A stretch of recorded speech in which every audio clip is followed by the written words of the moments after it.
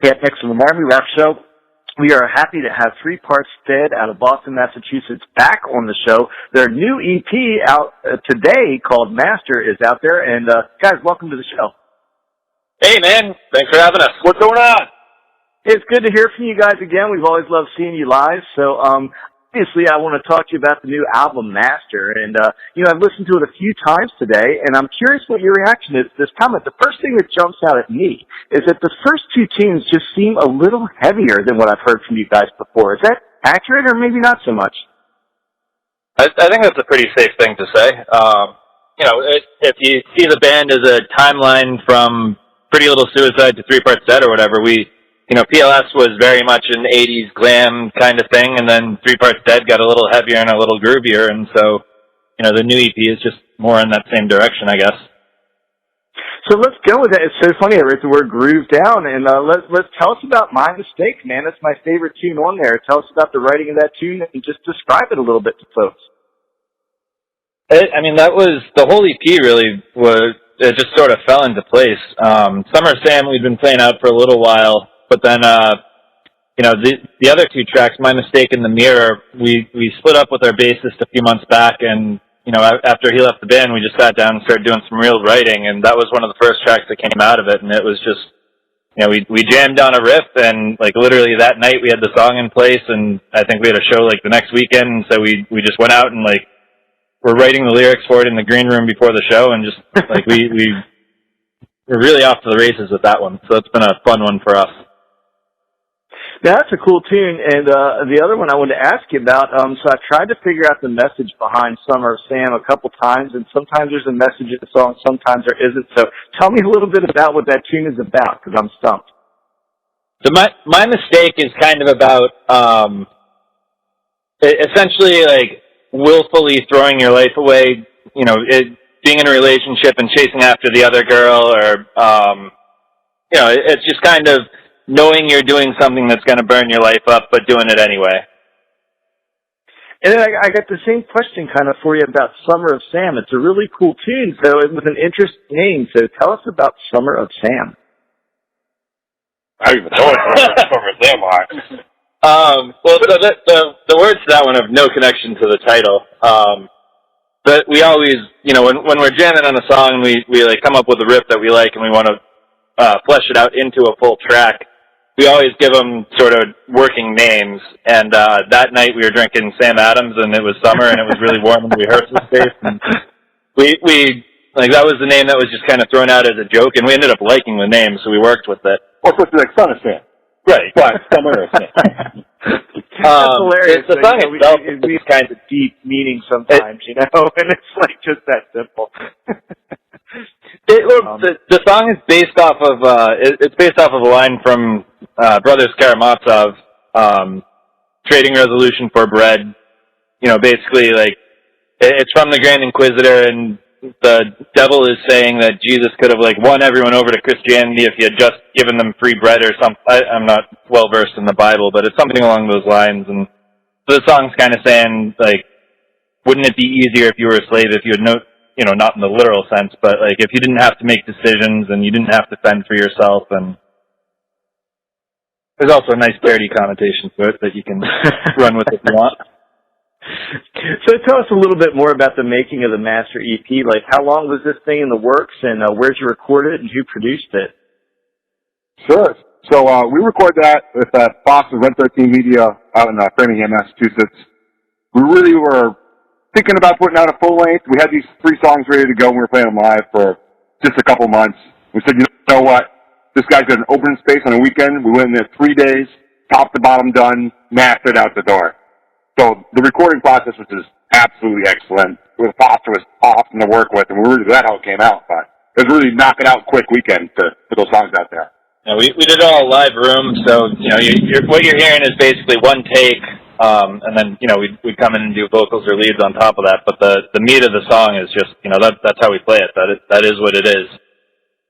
Also, the previous album was recorded there too, so we kind of had a history with Foster using the studio, so that made everything much easier to just go in, kill the songs and then put it out as soon as possible. but have you talked at all about doing a music video for this release? Yeah, we got that in the works. We're hopefully filming it like this week. So we want to launch it pretty close to, today, but it's going to take just a little bit longer. We should have something coming out for the Mirror, right? Were we doing the Mirror or my mistake? We can do my mistake. We got to make some decisions. It's up in the air which track we'll be leading with, but we're definitely going to do a video for it. And we'll finish the video this time. Yeah, it's good to hear. I've been looking for a video from you guys, and I get the challenges that go into that. So, hey, I appreciate you guys taking the time tonight because I know you're at a live show. So tell us about tonight's show and what's going on tonight. So tonight's it's actually a benefit for the arts put on by some buddies and another local band, and it's sponsored by the local Providence, Rhode Island rock station, WHJY. So we're just hanging out. We're going to play some rock and roll and hopefully raise some money for the arts. Now, bands approach this all kinds of different ways, and I've known you guys for a while, but, people don't understand, sometimes how early bands get to those shows, and it's the whole military hurry up and wait thing, and, you get there and sound check. You get sometimes hours. So how does 3 Parts Dead kill time between that time when you load your stuff in and then all that block of time? We try not to get too drunk. That's an important one. No, really, though. I mean, you hopefully just find a space to hang out and restring any instruments that need to be strung. And we do a lot of, if we've just written a song, we don't really sit around and perfect it before we start playing it out. We'll sort of live demo it. So if we've got one of those in the works, we'll maybe run through parts of that if we have to. Usually, there's not too much time to kill usually. So we have a couple beers and then we hit the stage. And we always have to promote as much as we can, talk to people before the show and everything, get them excited for it. So, merch is another big one, just hanging out by the table, and a lot of people like to do their buying before the show just so that they've got it and can throw it in the car, not be bothered. Yeah, so talking about live shows, man, I noticed you guys do a lot of shows with our good friends in Delacoma, and, we just saw Del out at Rockfest. How did you guys, hook up? He's from Australia, and how did you guys have such a relationship that you played so many shows together? I met Delacoma years ago at Rocklahoma, back when Pretty Little Suicide was playing Rocklahoma with his band at the time, Sunset Riot. And Del and I just kind of always stayed in touch, and after Sunset Riot broke up and he was first thinking about coming back to the States, we were actually talking about him, he wanted to do some dates and he didn't have a band or anything yet, so we were talking about him using 3 Parts Dead as his backing band for that run, and then he ended up meeting Rick and Art and Matt, and, obviously that worked, so we didn't go down the road. But we've always just stayed in touch with him, and whenever we're in the same neck of the woods, we do shows together. He's actually, he's coming up and staying with me for a couple of days tomorrow, I think. So we'll be sure to say hi to him for you. Oh yeah, man, it's a good pairing, the two of you together. So, I'm always happy to see when bands have a good relationship like that. So, hey, the summer concert schedule's kind of winding down. So, tell us about the longer range plans for the fall and after New Year's for you guys. But the immediate plan is to, we got to finish this video, obviously. We've got a few more shows booked through the end of summer locally, and then our goal is to do another East Coast run early fall, probably either September or maybe early October. Do some more local dates. We'd love to get out to the Midwest again. We're talking to some promoters out that way, but we're not sure if the schedules will work out just yet. But basically, we just want to stay busy and keep playing. We'd like to get back into the studio before the year's out and probably do another EP just to, keep getting new music out there. And just, keep busy. I think I might have asked you this one time before when we were up in Delaware, but I'm just curious, because your guys' vibes, have you ever tested your music in the European markets? And, do you have a following over there in Europe? Your music just sounds like it would take off over there to me. I don't know why. Not yet. We get the occasional, Spotify, we check our charts or whatever, and we get spins on Spotify over there sometimes, and there are some radio stations that'll play us. We've talked to a couple of promoters about going over there, but, as a young act, it's tough, it's really expensive to tour Europe, so it's tough to make that work unless you've already got a serious following established. I definitely think Europe and Latin America would be great markets for us, probably more so than the U.S. So it's on our radar for sure.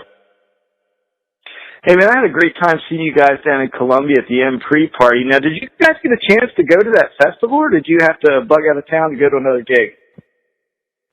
We were playing the next night in Philly, I think. Philly, yeah. Yeah, so we didn't see the festival. We played and scrammed.